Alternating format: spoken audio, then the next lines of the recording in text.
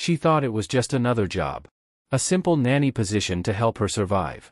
But what she didn't know was that the man behind the mansion, the billionaire single dad with cold eyes and a broken soul, would unravel everything she thought she knew about boundaries, desire, and the price of love. This isn't just a story about lust. It's about the fire you can't run from, and the one man she could never say no to. The city was unforgiving, especially to a girl like Elena Rivera. With trembling fingers, she clutched her coat tighter, shielding herself from the cold drizzle falling over New York's gray skyline. The streets buzzed with taxis, pedestrians, and neon lights, but she felt invisible. Like a ghost caught between survival and surrender. Her phone buzzed. Unknown sender, live-in nanny position. Discretion required. High pay. Interview tonight, 7 p.m. A pin location followed. Upper East Side. It had to be a scam. Who hires nannies through anonymous texts? But rent was overdue.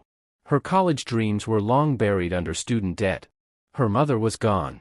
Her father had left years ago. She had no one, and nowhere else to turn.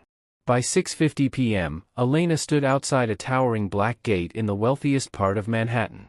The estate looked like it belonged in a magazine, or a movie. She hesitated. The intercom crackled. Name? Elena Rivera, she replied nervously. You're late, came a deep male voice. Come in. The gates creaked open. She stepped through slowly, taking in the grandeur, manicured gardens, flickering lanterns, a 3-story mansion with columns like a palace. Her boots squeaked against the stone as she reached the front door. Before she could knock, it opened. The woman before her was in her 60s, stern, sharp-eyed, dressed in all black. I'm Mrs. Green, the house manager. Follow me. No welcome. No smile. The house was stunning, but eerily quiet. No music. No laughter. Just walls that echoed money and loneliness. They reached the study. And that's when she saw him. Alexander Wolfe. Billionaire. Widower. Father. A man whose name was whispered with power and mystery. He stood by the fireplace, tall and commanding, dressed in black slacks and a crisp white shirt. No tie. Rolled sleeves. One hand in his pocket, the other holding a glass of untouched scotch. He didn't look at her right away. I need someone discreet, he said. I'm desperate, she replied, before thinking. He turned. Their eyes met. Something about his gaze made her stomach flip. Cold. Calculated. But not cruel. Just distant. You'll be paid weekly, he continued. Room and board included. You'll have no visitors. No social media. No questions.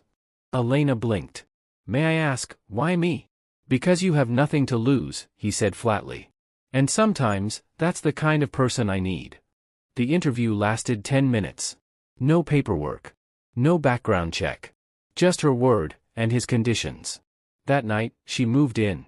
Her room was beautiful, too beautiful for someone who'd slept in shelters a few nights ago. But it felt empty. At dinner, she finally met her. Lila Wolfe. 6 years old. Silent. Eyes too old for her age.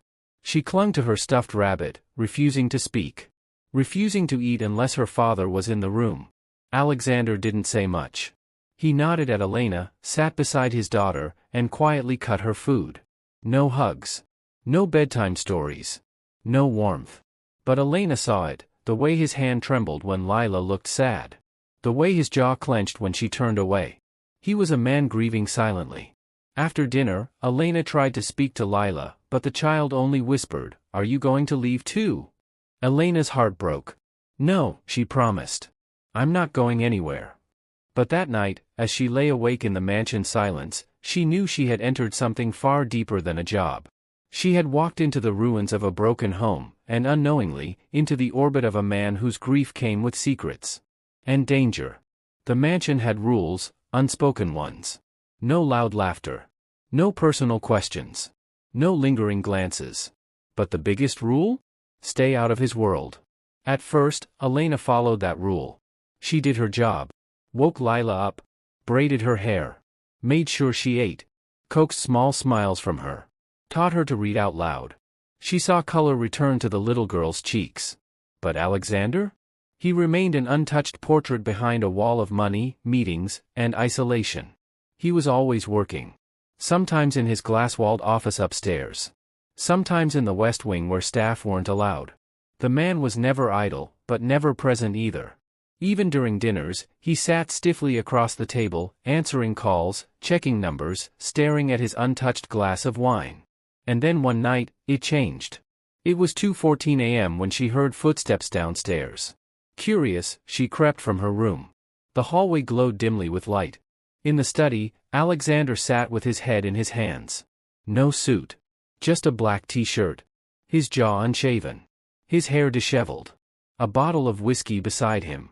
He didn't see her, not at first. But when he did, he didn't scowl. Didn't bark. Just stared at her like a man caught naked in the dark.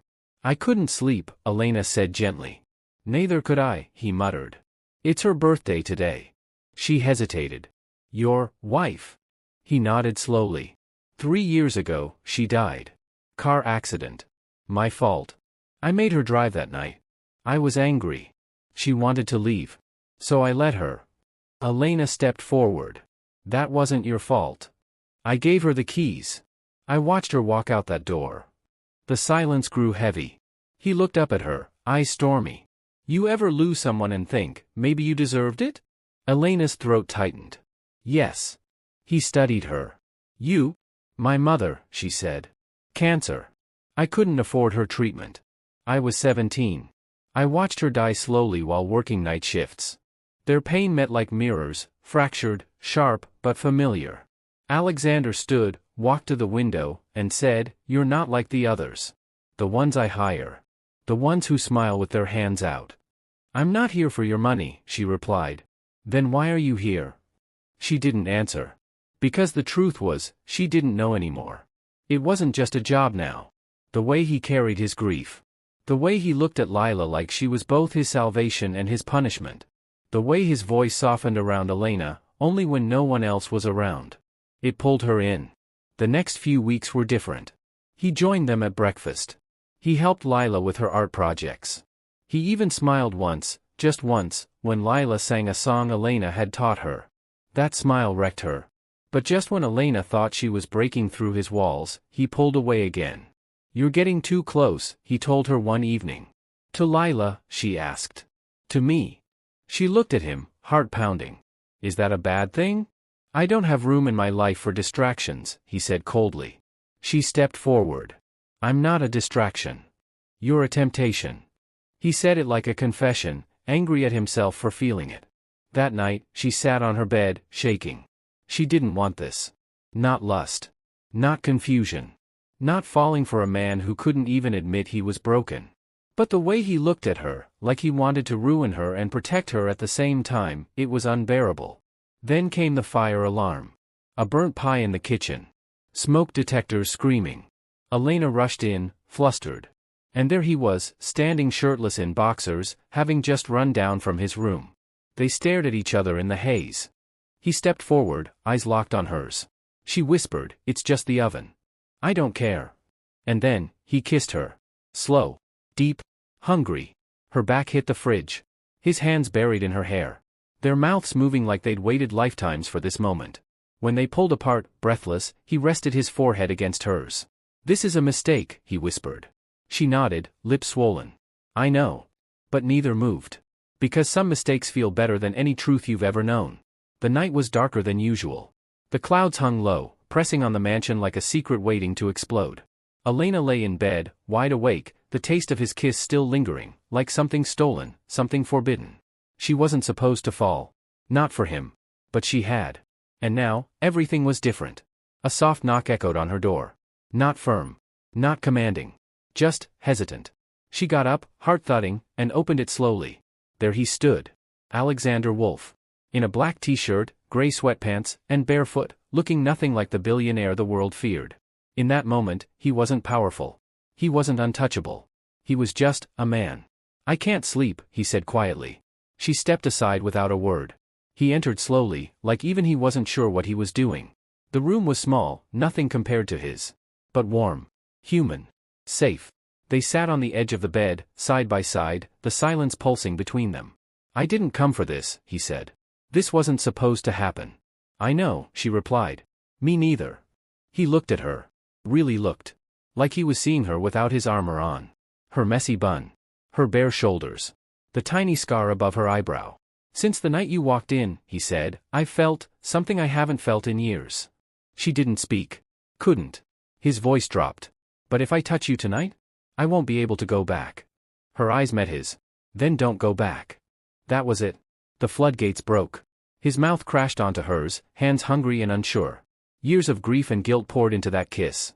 Her fingers tangled in his hair as he pulled her closer, kneading her like a man needs air after drowning. Clothes hit the floor like falling armor. His lips traced her skin with reverence and ache. She gasped as he laid her down, the weight of him grounding her in a way no man ever had. It wasn't just lust. It was surrender. Their bodies moved in sync, a rhythm built on pain, need, and raw emotion. Every moan, every whispered name, was a confession. A sin. A promise. And when it was over, they didn't speak. He lay beside her, one arm tucked under her head, the other resting on her stomach. She felt the steady rise and fall of his chest. His scent. His warmth. For once, Alexander Wolfe looked like a man at peace. Until the morning came. She woke to the cold side of the bed. To silence. To a note on the nightstand. This can't happen again. 6 words. 6 bullets to the heart. She got dressed slowly, the ache between her thighs nothing compared to the one now splitting her chest. In the hallway, she heard laughter. Lila. And his voice. Calm. Collected. Like nothing had happened. She walked past them in the kitchen, and he didn't flinch. Didn't glance. Just acted like last night had been a dream she made up. Like she hadn't let him touch the deepest parts of her, body and soul. That day, she avoided him. That night, she cried into her pillow. But the ache never left. Because that night hadn't just changed them. It ruined them. The mansion felt colder. Alexander had built walls again. He stayed in meetings. Avoided eye contact. Let Mrs. Green handle most things. At dinner, he was present but not really there, polite, robotic, silent. Elena tried to act normal. For Lila. For her job. But something inside her had shattered. Until Veronica Black arrived. She walked in wearing red, lipstick, heels, and a smug smile that said I've returned to claim what's mine. Elena watched from the staircase as Alexander greeted her with a tense hug. Lila didn't move. She's your mother? Elena asked later. No, Lila whispered. She just pretends. Veronica stayed for dinner. Laughed at jokes no one told. Touched Alexander's hand when he wasn't looking. Talked about public image and legacy protection and making things right. Elena's hands clenched in her lap. Later that night, she heard the argument. You want to marry me out of guilt? Alexander's voice snapped. I want what's best for Lila, and your empire, Veronica said coolly. You've already made headlines sleeping with the help. Do you really want more scandal? That hit like a slap. The next morning, Elena packed her bags. When Alexander saw her by the front door, he paused. You're leaving. You made your choice, she said quietly. Elena. No. Don't. I don't need your apologies. I don't need your silence either. I did it for Lila, he said. You know I did. She stepped closer, voice cracking. You slept with me like I meant something. Then treated me like I was a stain. His jaw tensed. I'm trying to protect my daughter. My legacy. What about your heart? He had no answer. Just silence. Lila appeared, clutching her bunny. Are you leaving like mommy did? Tears spilled down Elena's face. No, baby. Not if I had a choice. Lila ran and hugged her tight. Don't go. Alexander stood behind them, his face tortured. And then, he did something Elena never expected. He got down on his knees. Not with a ring. With tears. I never learned how to love properly. I only learned how to survive. But with you, I felt human again. She blinked. Why now? Because watching you leave feels worse than anything I've ever faced. Lila looked between them. Can you stay? Both of you? Elena looked at Alexander. Are you ready to fight for something that's not about control or image? He nodded, voice shaking. I want to choose love, not fear. Not guilt. And for the first time, he looked real. Elena dropped her bag. Walked into his arms. This time, there was no note on the nightstand. Just 3 souls finally choosing to heal. Together.